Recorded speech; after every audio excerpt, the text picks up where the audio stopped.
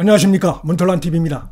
지난 대선 사흘 전에 부산저축은행 사건을 갖다가 당시 윤석열 이과장이 무마해줬다라는 그런 내용으로 해서 사실상 가짜로 드러났는데, 자, 이것이 나오자마자 또 기다렸다는 듯이 민주당에서는 부산저축은행에서 윤석열 당시 증수 이과장이 이 사건을 무마한 사실이 드러났다, 뉴스타파의 보도로 드러났다, 고로 대장동의 주범은 무슨 윤석열 후보다, 이런 황당한 공격을 하기 시작했는데, 자, 그런 걸 봤을 때 이번에 드러난 이 가짜 보도, 언론 공작의 배경에, 배후에 이재명 일당들이 있는 것이 아닌가, 이런 부분도 지금 상당히 관심이 가고 있습니다. 이 조용히 폭로를 다 했습니다. 김만배가 나중에 누가 물어봐도 가만히 있어라 라고 자신에게 부탁을 했다. 즉 원래 다른 검사가 커피를 타줘서 자기는 윤석열 당시 중수이과장을 얼굴을 본 적도 없다는 겁니다. 박모 검사만 자기가 봤다는 것인데, 황당하게 이 김만배가 그런 식으로 가짜 제보를 한 것이죠. 그러면서 자기한테 전화 걸어가지고 내가 사실 이렇게 얘기했는데 누가 물어봐도 가만히 있어라, 황당한 요청을 해왔다 하는 내용을 다 폭로를 했어요. 검찰의 수사가 이어지면서 당시 그 김만배를 인터뷰했던 이 신앙님이란 자가 자신의 책 3권을 갖다가 이 김만배에게 무려 1억 6천을 받고 판 이 사실까지 드러났어요. 완전히 부정한 청탁이 개입된 이런 것까지 드러나가지고 온갖 지금 비난이 거세지고 있고, 그 다음에 이거는 단순히 어떤 도덕적 비난의 문제뿐만이 아니라 언론 공작 이 차원에서 수사 대상에 지금 올라가 있습니다. 이 김만배라는 자는 정말 그동안 이 대장동 사건 재판이 쭉 진행되면서 재판부로부터도 엄청난 비난을 지금 계속 받고 있는데, 입만 열면은 거짓말을 하고, 이런 것이 아주 상습화되어 있는 그런 인물이 이미 지금 재판 과정에서 드러나고 있고, 그래서 재판장으로부터도 여러 차례 경고를 받은 바가 있습니다. 자, 그런 식으로 얘기하려면 얘기하지 말고, 아무 얘기하지 말고 구치소에 그냥 있어라, 이런 거 질책까지 받은 바가 있는데, 근데 이 지금 김만배 이런 거 속속 드러나는 상습적인 거짓말을 보면은 이재명과도 많이 닮았다, 이런 생각이 들고, 이들과 이재명이 가까운 관계였고 정진상과 가까운 관계였다는 점에서 이번 사건은 단지 신앙님, 김만배 이 둘 사이의 문제가 아니라 배경에 이재명, 정진상이 있을 가능성이 대단히 높다, 이렇게 보고, 실제로 그 2014년에 성남시장 재선 하루 전에도 YTN을 통해서 이재명의 경쟁 후보에 대한 가짜 뉴스가 나간 바 있는데, 거기도 보면 김만배가 연루된 사실이 있어요. 또 거기도 보면 정진상이 드러나고 있습니다. 자, 정진상이 어느 날 유동규하고 김만배에게 자, 내일이 지방선거 이제 투표 날인데 하면서 부탁을 했다는 것입니다. 그래서 이 김만배가 남욱한테 다시 얘기해서 YTN의 기자가 이재명에게 유리한, 그다음에 이재명의 경쟁 상대에게 불리한 이런 보도가 하루 종일 나간 바가 있습니다. 그것도 다 들통이 났습니다. 그래서 지금 이 김만배는 하여튼 이게 여러 가지로 아주 좋지 않은 이런 모습들이 계속 드러나고 있어서 이 건 갖고 아마 구속기간이 다시 연장되지 않을까 싶은데, 자, 검찰이 신앙님의 압수수색, 최근에 이제 주거지하고 사무실을 압수수색을 했는데 그 영장에 이런 내용이 적혀 있습니다. 김만배로부터 부산저축은행 수사 당시 대검 주무과장이던 윤석열 당시 증수이과장이 조용을 면담하고, 직접 면담하고 범죄 혐의를 임의로 덮어주는 바지기 수사를 했다. 또 한편 이것도 참 웃깁니다. 대장동 사업은 성남시장이던 이재명의 과도한 요구 때문에 큰 어려움을 겪었다는 이러한 그 김만배의 인터뷰 형식 발언을 대선 직전에 보도해달라는 취지의 청탁을 받았다고 적시되어 있습니다. 신앙님이란 자 참 뻔뻔한 자죠. 이 지금 미디어오늘의 대표이사도 하고 무슨 언론노조 위원장을 하고 이런 자인데, 이 앞장서 가지고 검은 돈을 받고 부정한 청탁을 받고 허위 뉴스를 갖다가 그것도 대선 막판에 이렇게 터뜨린 것인데, 이것도 보면 6개월 전에 인터뷰했다가, 그때는 이제 김만배가 구속되기 전인데 갖고 있다가 대선 사흘 전에 이걸 갖다가 터뜨린 것입니다. 대선 임박해서 검은 의도, 시커먼 의도를 가지고 이재명을 돕고 윤석열 후보에게 타격을 주기 위해서 이런 날짜를 통해서 한 것이 아닌가. 상대방이, 즉 윤석열 후보 측에서 제대로 대응할 수 있는 시간적 여유가 없죠. 사흘 전이면.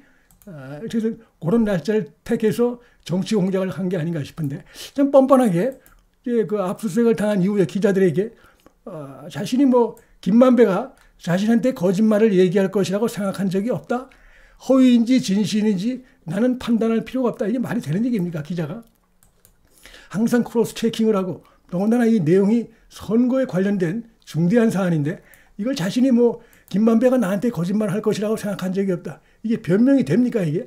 그리고 허위인지 진실인지 판단할 필요가 없다. 이건 기자로서의 기본 자세가 안 돼 있는 것이다. 나는 엉터리다. 이런 거 얘기를 스스로 하는 것입니다. 그 다음에 이제 1억 6,200만 원을 받았다는 겁니다. 무슨 부가세라는 게 책에는 없는데 이 허위로 이렇게 둘러대다 보니까 여기서 또 거실이 드러났어요. 부가세까지 포함해서 자기가 1억 6,200만 원을 받았는데 그건 자신의 책에 대한 정당한 가치였다. 이렇게 주장합니다. 자, 책이 아무리 비싸도 아무리 비싼 책도 2만 원 아니면 3만 원, 최고 비싼 책도 3만 원인데 그래봤자 3권이면은 6만 원에서 9만 원입니다. 근데 이거를 1억 6천만 원을 받고 자기가 김만배에게 팔았는데 김만배가 자신의 책값을 인정해냈다. 이런 것 참 파렴치한 얘기를 하고 있어요. 이 말 자체도 결국은 내가 부정한 청탁을 받고 그래서 기사를 썼다. 제보를 했다. 이 얘기입니다. 이게. 그러니까 참 질이 아주 안 좋은 자다. 이 좌파 매체의 그 지난 대선 당시에 이런 거 윤석열 후보에 대한 묻지마 거짓 뉴스가 아주 극성을 부렸죠. 뭐 거기에는 뭐 MBC도 있고 여러 언론들이 다 그런 모습을 보였는데 뉴스타파도 그 중에 하나인데 이제는 다른 것도 아니고 특히 뭐 미디어 오늘이라고 하는 여기 그 대표도 지내고 이랬던 자인데 미디어 오늘이 하는 게 뭐 언론들을 감시한다. 언론의 뭐 잘못된 보도 감시한다고 하는 게 미디어 오늘인데 거기 대표라고 지낸 자가 앞장서 가지고 이런 거 가짜 뉴스를 버티는데 앞장섰다.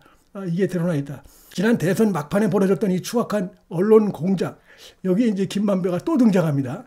자, 김만배가 도대체 왜 신앙님을 만나 가지고 이런 그 황당한 가짜 뉴스를 갖다가 뭐 제보 형식으로 해서 던졌고 이래서 대선판을 막판에 혼탁하게 했을까? 이거 상당히 따져보면은 이게 우연의 일치로 보기 어려운 것이죠. 김만배가 이 대장동에서 엄청난 돈을 벌어들였는데 그것이 나중에 윤석열 후보가 대권을 잡게 되면 대통령이 되면 틀림없이 문제가 되고 수사가 될 것이다. 거기에 대한 불안감. 윤석열 후보가 대권을 잡았을 때 자신이 겪을 수 있는 뭐 돈도 이제 다 뭐 잃는 것이고 그다음에 처벌을 받을 수 있는 그 상황에 대한 두려움 이런 것들이 우선 컸을 것이고 제가 볼 때 그다음에 이제 이재명을 도와야 되겠다, 지지해야 되겠다, 뭐 이런 거 여러 가지 그런 것들이 섞여가지고 또 본인 자체가 아주 그 상습적인 거짓말 이런 것들을 아주 달고 다니고 뭐 이런 것들이 다 복합적으로 섞이고 거기에 이재명 일당과의 끈적끈적한 관계, 대장동에서 맺어진 이들의 그 부패 유착, 고리 뭐 이런 것들이 이제 감춰지도록 하기 위해서는 어떻게 해서든지 이재명이 대권을 잡아야 된다. 이런 생각으로 결국은 언론 공작을 했고 그걸 위해서 1억 6,200만 원 책 3권을 팔아주면서 1억 6,200만 원을 줬다는 겁니다. 이런 걸 보면은 이번 사건은 앞으로 이제 수사가 진행되면서 결국 아마 정진상이나 이재명 측으로까지도 이렇게 한번 수사의 방향이 갈 수도 있지 않을까. 당시 이런 식으로 보도가 나오니까 기다렸다는 듯이 민주당에서 오늘 뭐 이런 거 뉴스타파 보도에 의해서 이 대장동의 몸통이 무슨 윤석열로 드러났다 하면서 일제히 공격을 하고 있고 이재명은 자신의 페이스북에 봐라 대장동 일당들이 나를 빨갱이라고 한다. 저들에게 내가 얼마나 깐깐하게 했는지 대장동 일당들이 스스로 밝혀주고 있다. 라면서 자신에게 유리하게끔 이렇게 그 언론 플레이를 했던 이런 것들이 있었죠. 아마 적지 않은 국민들이 영향을 받았을 수도 있다고 봅니다. 이게 사흘 전에 터진 것이기 때문에 그럼에도 불구하고 어쨌든 정권이 바뀌었길래 망정이지 이게 그렇지 않았다 하면 그냥 묻힐 수도 있는 이런 추악한 언론 공작이 드러났다. 이렇게 볼 수가 있고 지금 이제 김만배가 이달 7일 날 구속기간이 만료됩니다. 그래서 검찰이 지금 이번에 드러난 사건 등등 해서 다시 구속영장을 지금 청구할 예정으로 있고 받아들여질 가능성도 저는 꽤 있다고 봅니다.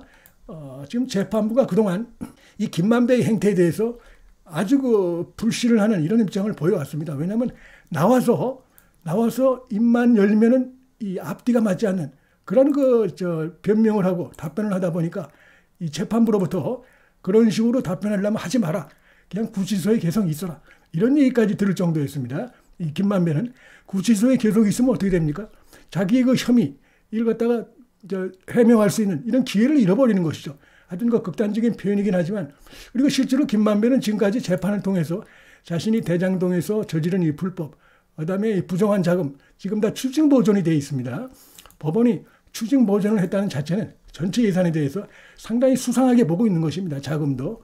그다음에 여러 가지 불법 행태, 자 이런 것들에 대해서 한 번도 재판을 통해서 자신의 혐의를 벗어날 수 있는 이런 거 설명을 한 적이 없어요. 김만배는 나온 내용들은 전부 다 뭐 대장동 일당들, 유동규, 정영학, 뭐 남욱 등등 모든 그 내용들, 증언들이 전부 다 이 김만배에게 불리한 이런 내용만 돼 있고 김만배에게 유리한 이런 것은 하나도 없습니다.